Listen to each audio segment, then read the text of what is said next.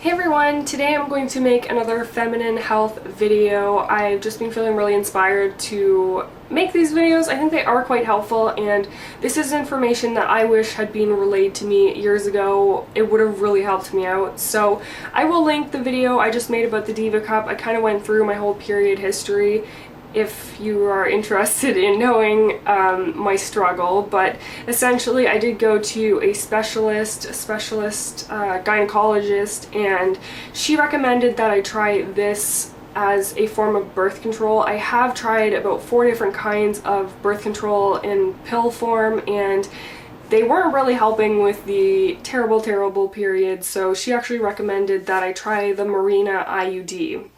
So the Mirena IUD is kind of like the copper T-shaped IUD, but this one is different. This one actually releases hormones like the pill into your body.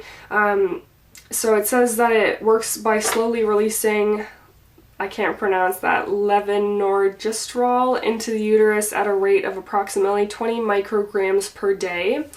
So you're still kind of getting hormones like you're on the pill, but I think it only has half the amount as the pill does, and this lasts up to 5 years. So they insert it into your uterus. So they've got a little diagram here. So they insert it inside. It's kind of like a big stick when they put it in, and then it opens up and there's a little string that dangles down that stays in you. And this can stay into you for up to 5 years. It is more efficient than the pill in preventing pregnancy, which is amazing.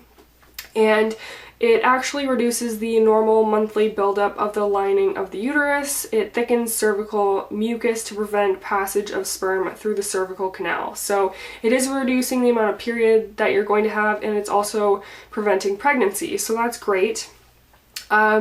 The copper IUD, I believe, causes heavier periods, whereas this one, ideally, is the opposite. So it's really great. I was pretty nervous about the insertion, and when I talked to her, she told me to just come in on my period because that's better for your cervix or something, but I was like, honestly, like, I can't put you through that. So I went like a day after it ended, and that was fine. They really tell you, like, take Advil, take Advil. Even when I went in, did you take Advil? And I was like, yes, I did. So yeah, it was pretty painful. Like, if you've had like a pap test, or, you know, when they kind of open you up to take a look, that hurts. Like, it feels like that at the beginning, and then you kind of feel like a sharp pain. It's almost like a piercing. If you've had like your ear pierced or something, like, it hurts in that second really bad, and then it's just like a constant sting for a few minutes of just like, oh my gosh, that feels so weird. So that's kind of what it was like. The whole insertion process took maybe 5 minutes. It was really quick. I just think because, like, she was surprised how well it went. I really just, I don't know, held it together. Like, I just didn't move at all and just concentrated. It's probably from getting tattoos that I'm pretty good at like holding pain. But I did look up like reviews on Google, and some people were like, it was the worst pain of my life. It's worse than giving birth. And then some people are like, I didn't even feel it. So it really just depends probably on your pain tolerance and the doctor and the shape of everything. So I had it put in, and I took the day, I did it on a day when I had it off work. So I just pretty much went home and just went to bed. Not that you really had to, but you could be kind of feeling dizzy and stuff. So I just rested that day, and then my period started pretty much that day or the next day, which is weird because I just had a period and then I got this put in, and then I was pretty much on my period for 2 months. Like, it's really strange, but they said that's normal to have that just because your body's getting used to this thing and it's changing your cycle pretty much completely. So I had a pretty heavy period for maybe 3 weeks, and then it slowed down. And then, you know, a month and a half, I was like, oh, I think it's almost done. And I just kept going a tiny bit from there. So it was annoying, but I'm through it now.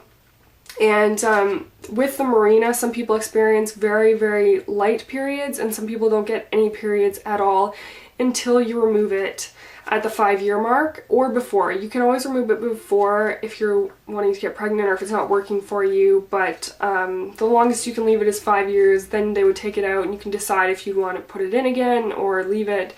So that's completely up to you. So all in all, my experience so far, the insertion was a little painful, but it was quick and there's no real recovery time, which was great. I haven't experienced any problems. Like, I felt cramping for maybe the first 2 days. It really hurt, but then after that, like, I can't tell it's in me. You don't feel different at all. So that's great. So that's my experience so far. Hopefully I really don't get heavy periods. We'll see. It has been almost 3 months and I don't know if I should be on my period right now, but I'm not. So hopefully it's just light periods from now on, once a month. That would be like a lifesaver to me. So I hope this answers some questions about the Mirena. If you are curious, I would definitely recommend doing some research if you are interested in this product. So thank you for watching, and I'll see you in my next video.